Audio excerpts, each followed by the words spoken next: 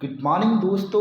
आज हम पढ़ने वाले हैं 12th क्लास की बुक बिजनेस स्टडीज के chapter number 1 nature and significance of the management में मैनेजमेंट एज अ प्रोफेशन। ये हमारी क्लास का 7th पार्ट है। इससे पहले पार्ट्स में मैं आपको पढ़ा चुका हूँ management as a science, management as an art भी। आज हम पढ़ेंगे management as a profession. Profession के कॉन्सेप्ट को पढ़ने से पहले हम समझ लेते हैं कि प्रोफेशन किसे बोला जाता है। समझिए, कोई भी ऐसा काम जिसको करने के लिए हमारे पास स्पेशल नॉलेज हो, हमने उस काम को करने की ट्रेनिंग ली हो। फिर से समझिए, कोई भी ऐसा काम जिसको करने के लिए हमारे पास स्पेशल नॉलेज हो और उस काम की हमने ट्रेनिंग ली हो, और सबसे बड़ी बात कि उस काम को करने के लिए अगर हमारे पास नॉलेज नहीं है, उस काम को करने के लिए अगर हमारे पास ट्रेनिंग नहीं है, तो हम उस प्रोफेशन को, उस बिजनेस को, उस काम को हम नहीं कर सकते। उसी को हम बोलते हैं profession. Profession can be defined as an occupation backed by specialized knowledge and training in which entry is restricted। जिसमें एंट्री क्या है? रिस्ट्रिक्टेड है। यानी आपके पास उस काम को परफॉर्म करने के लिए आपके पास पार्टिकुलर डिग्री होनी चाहिए, आपके पास पार्टिकुलर रजिस्ट्रेशन होना चाहिए, तभी आप उस काम को कर सकते हैं। तो ये कह रहे हैं profession can be defined as an occupation, एक ऐसा व्यवसाय बेस्ड बाय स्पेशलाइज्ड नॉलेज, जो स्पेशलाइज्ड नॉलेज से भरा पड़ा हो, भरा पूरा हो, एंड ट्रेनिंग, और उस काम के लिए उन्होंने ट्रेनिंग ली हो, इन विच एंट्री इज रिस्ट्रिक्टेड, जिसमें एंट्री भी क्या है? रिस्ट्रिक्टेड है। यानी अगर आपकी प्रॉपर ट्रेनिंग नहीं है तो आप उस वर्क को आप नहीं कर सकते हैं। तो अब समझते हैं कि ऐसे कौन कौन से काम हैं जो हर कोई नहीं कर सकता। उन काम को करने के लिए उस आदमी के पास, उस व्यक्ति के पास, उस वर्कर के पास स्पेशलाइज्ड नॉलेज होनी चाहिए, ट्रेनिंग होनी चाहिए। तो चलिए एक एग्जांपल लेते हैं डॉक्टर का। जितने भी सर्जन्स होते हैं, ये सारे सर्जन, इनके पास स्पेशलाइज्ड नॉलेज होती है, इनकी पार्टिकुलर ट्रेनिंग होती है, उसके बाद ही ये सर्जनशिप कर पाते हैं, उसके बाद ही वो किसी का ऑपरेशन कर सकते हैं। लॉयर हैं, लॉयर के पास पार्टिकुलर स्पेशलाइज्ड नॉलेज होनी चाहिए, उस काम को करने की उसके पास ट्रेनिंग होनी चाहिए, अदरवाइज हर कोई वकालत नहीं कर सकता।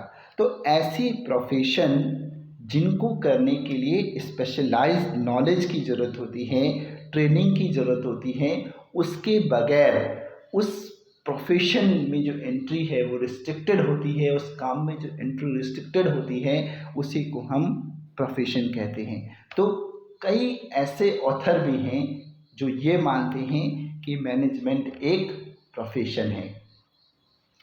हमने पीछे पढ़ा है कि मैनेजमेंट को कई ऑथर साइंस मानते हैं, कई ऑथर ऐसे हैं जो उसे आर्ट मानते हैं, कई ऑथर ऐसे हैं जो आर्ट और साइंस दोनों मानते हैं, और कुछ ऑथर्स ऐसे भी हैं जो मैनेजमेंट को प्रोफेशन मानते हैं। तो हमने पहले पढ़ा कि प्रोफेशन किसे बोला जाता है। अब हमने ये पढ़ना है कि क्या मैनेजमेंट प्रोफेशन की तुलना में या प्रोफेशन की उसमें फील्ड में खरा उतरता है या नहीं। The main features of professions are well defined body of knowledge.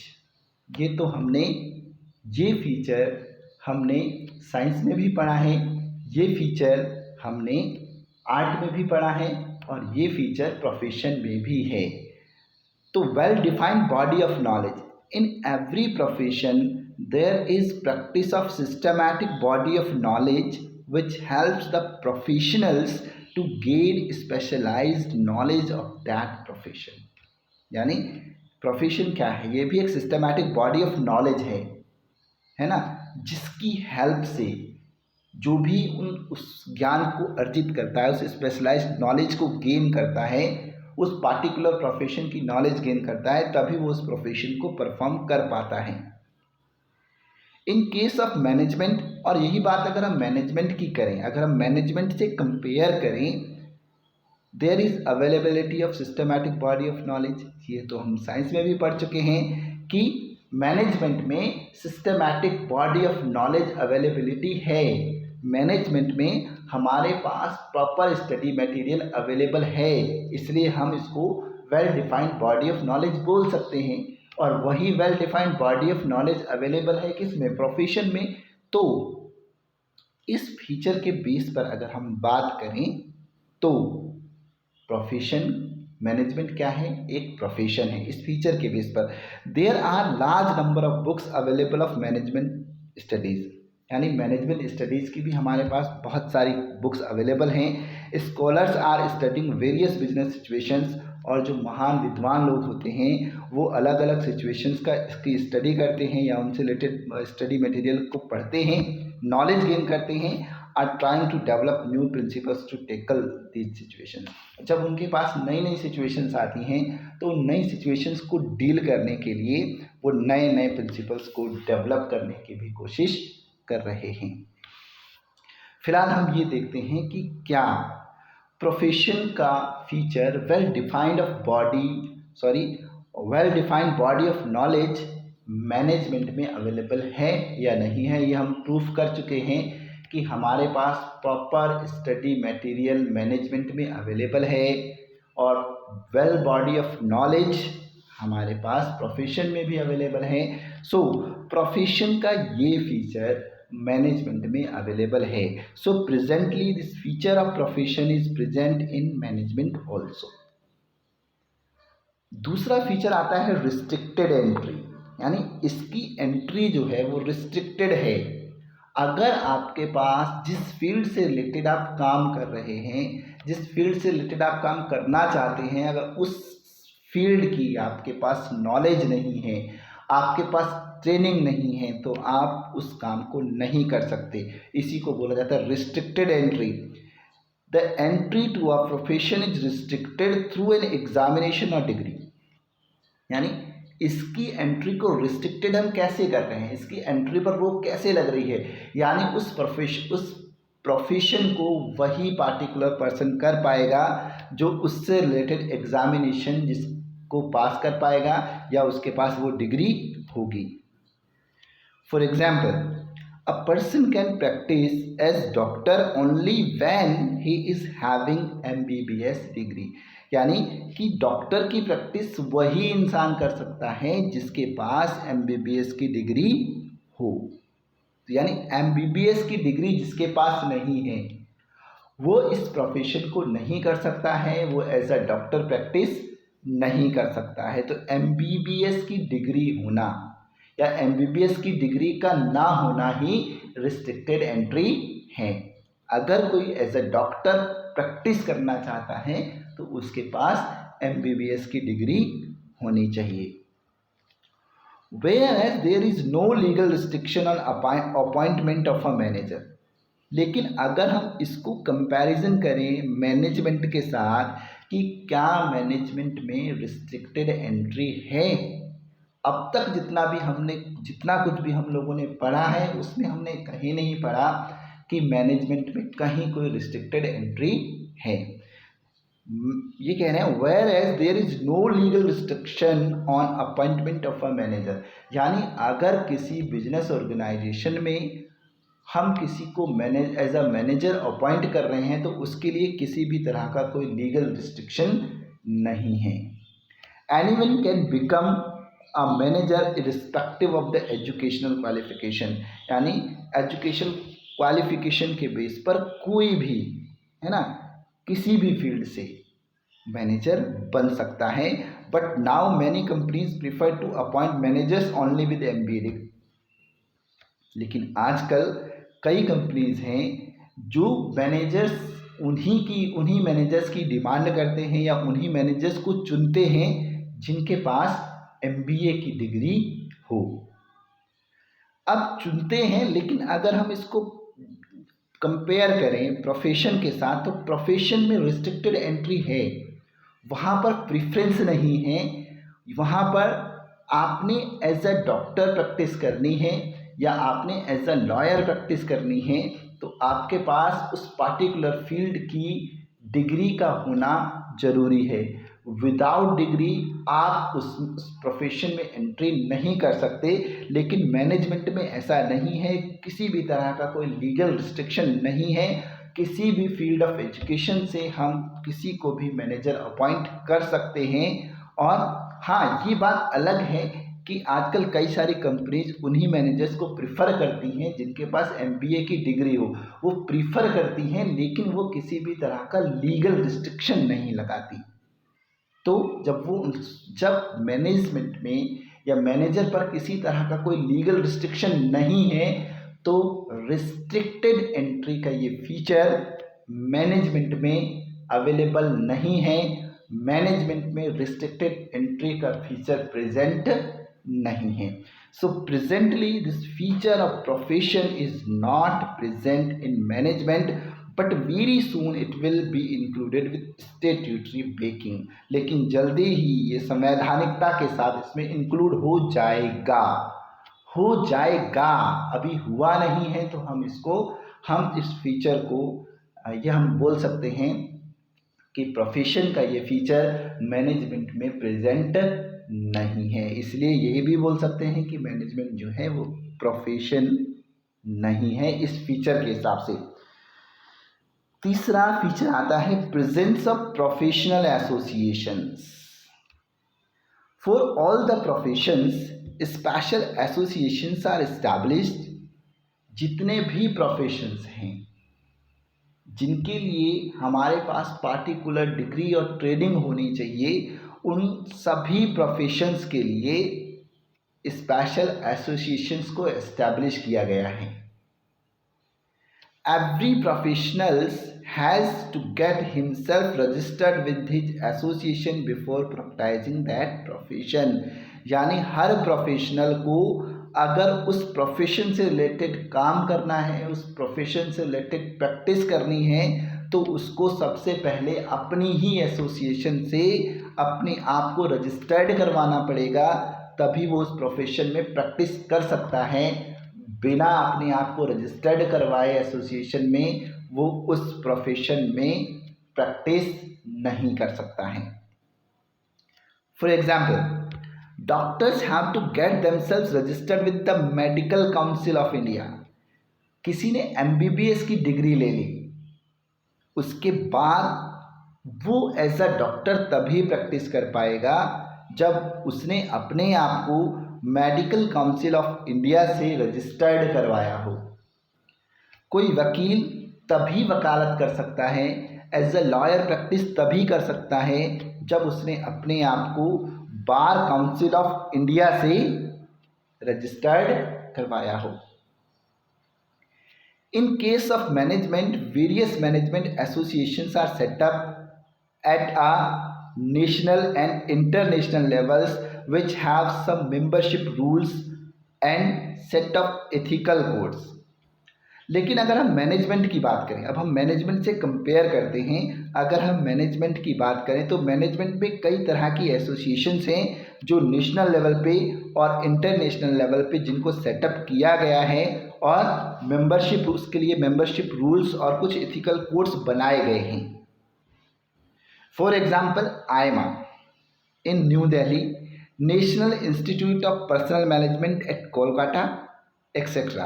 But legally it is not compulsory for manager to become a part of these organizations by registration। लेकिन लीगली किसी भी मैनेजर्स के लिए ये कंपलसरी नहीं है कि वो अपने आप को इन एसोसिएशन से रजिस्टर्ड करवाए या वो इन एसोसिएशंस का कोई पार्ट बनकर रहे। तो समझ सकते हैं कि प्रोफेशनल एसोसिएशंस प्रेजेंट तो हैं, लेकिन ऐसा कोई भी लीगल रिस्ट्रिक्शंस नहीं है, बिल्कुल भी कंपलसरी नहीं है कि आप वहाँ पर अपने आप को रजिस्टर्ड करवाएं। यानी मैनेजमेंट में आप एसोसिएशन से रजिस्टर्ड करवाए बगैर भी आप मैनेजर्स बन सकते हैं। So presently this feature of profession is not present in management also. इसलिए हम बोल सकते हैं कि प्रेजेंट में प्रोफेशन का जो ये फीचर है ये भी मैनेजमेंट में अवेलेबल नहीं है। ये फीचर प्रोफेशन का ये फीचर मैनेजमेंट में प्रेजेंट नहीं है, लेकिन ये कह रहे हैं but very soon it will be included and get statutory backing also. लेकिन जल्दी ही इसको इंक्लूड किया जाएगा, अभी किया नहीं गया है, इसलिए ये फीचर भी अवेलेबल नहीं है। Existence of ethical codes fourth feature है। For every profession there are set of ethical codes fixed by professional organisations. जितने भी प्रोफेशनल ऑर्गेनाइजेशंस हैं उनके द्वारा प्रोफेशन को करने के लिए कुछ एथिकल कोड्स बनाए गए हैं। कुछ एथिकल कोड्स होते हैं जो एक प्रोफेशनल को उस प्रोफेशन से बांधे रखते हैं। इन case of management there is growing emphasis on ethical behaviour of managers. लेकिन अगर आप मैनेजमेंट की बात करें तो मैनेजमेंट में भी मैनेजर्स का बिहेव जो है वो एथिकल होना चाहिए, इस पर ज़्यादा एम्फेसिस होता जा रहा है। इस पर हम ज़्यादा दबाव देने लगे हैं, ज़्यादा जोर देने लगे हैं कि जो मैनेजर का बिहेवियर है वो एथिकल होना चाहिए। तो ऑल इंडिया मैनेजमेंट एसोसिएशन, जिसको हम AIMA, has devised a code of conduct for Indian managers. तो ऑल इंडिया मैनेजमेंट एसोसिएशन ने भी इंडियन मैनेजर्स के लिए कोड ऑफ कंडक्ट को डिवाइज्ड किया है, but legally it is not compulsory for all the managers to get registered with AIMA. लेकिन ये भी लीगली कंपल्सरी नहीं है कि मैनेजर्स जो हैं वो अपने आप को आईमा से रजिस्टर्ड करवाएं and abide by the ethical codes, और उन कायदे कानूनों को माने। ऐसा मैनेजर्स के लिए कोई भी कायदा कानून नहीं है। सो प्रोफेशन का ये फीचर जो है ये भी मैनेजमेंट में प्रेजेंट नहीं है, लेकिन जल्दी ही इसको भी इसमें इंक्लूड किया जाएगा। फिफ्थ फीचर है service motive. The basic motive of profession is to serve the clients with dedication, whereas basic purpose of management is achievement of management goal।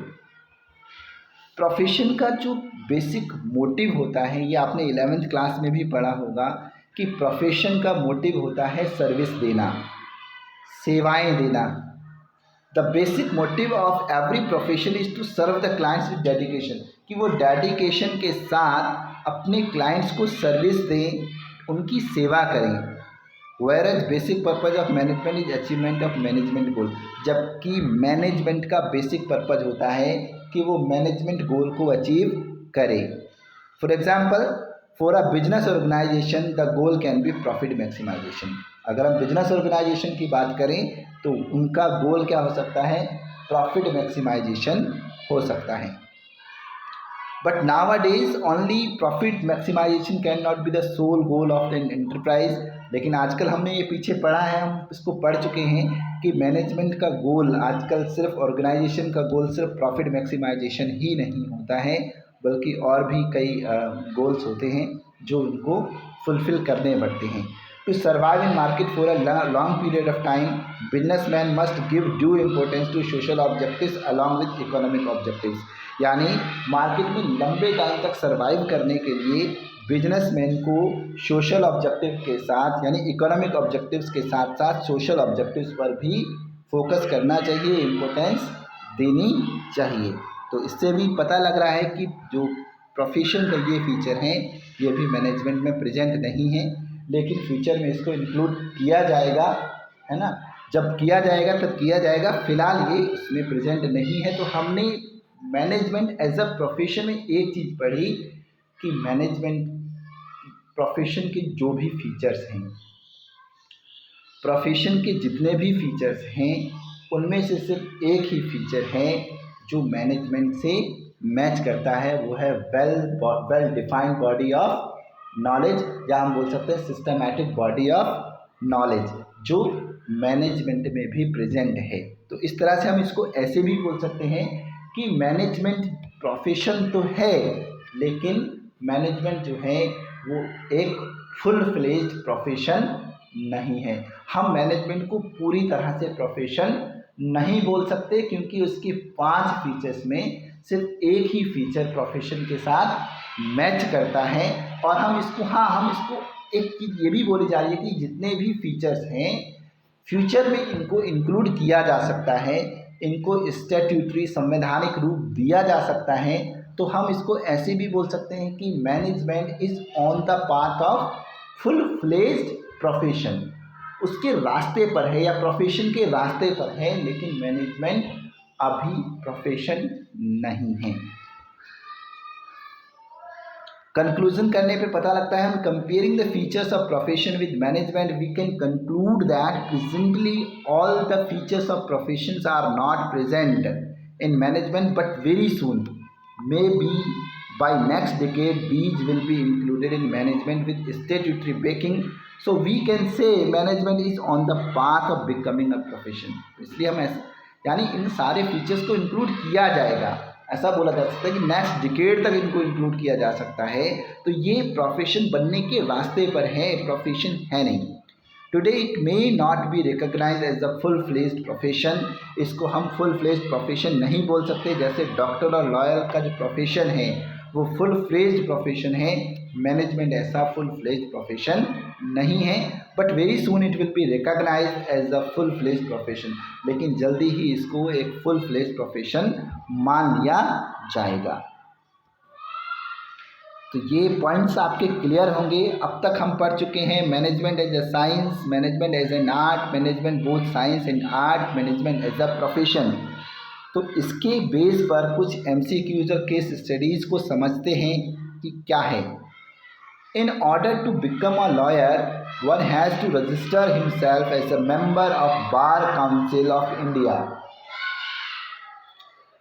यानी in order to become a lawyer, यानी एक lawyer बनने के लिए एक उस व्यक्ति को अपने आप को मेंबर ऑफ बार काउंसिल से रजिस्टर्ड करवाना पड़ेगा। Which feature of profession being revealed, इसमें प्रोफेशन के कौन से फीचर को रिवील किया गया है, इसमें प्रोफेशन के कौन से फीचर को बताया गया है।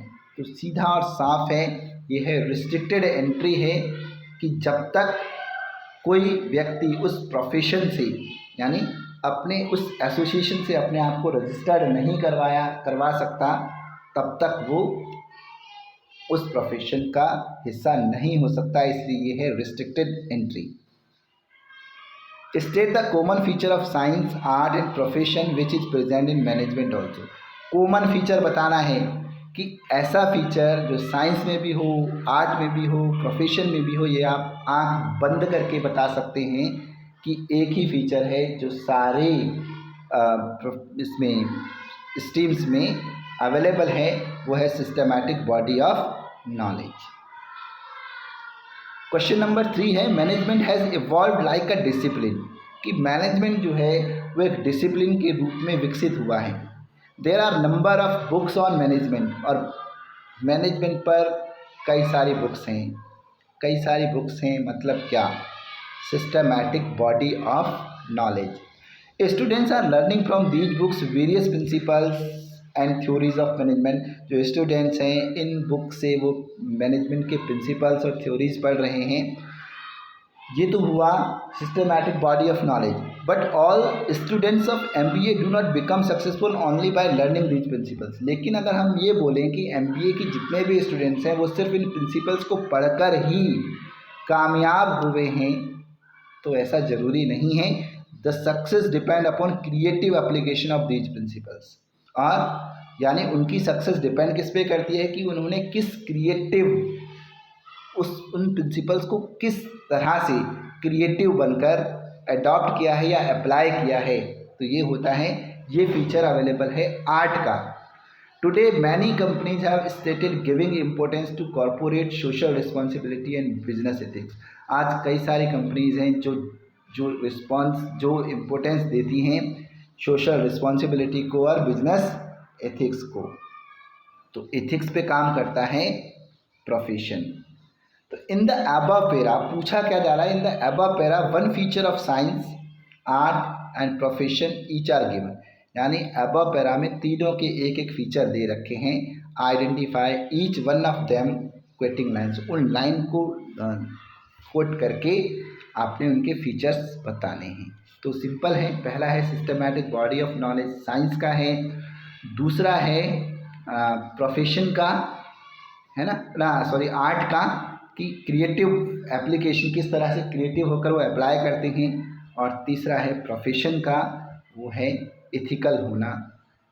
तो आपको तीनों मैनेजमेंट एज ए साइंस भी समझ में आया होगा, मैनेजमेंट एज एन आर्ट भी समझ में आया होगा, आज मैंने आपको पढ़ा दिया मैनेजमेंट एज अ प्रोफेशन, ये भी समझ में आया होगा। इससे रिलेटेड कुछ क्वेश्चंस बनता है कि मैनेजमेंट को फुल फ्लेज्ड प्रोफेशन क्यों नहीं माना जाता है।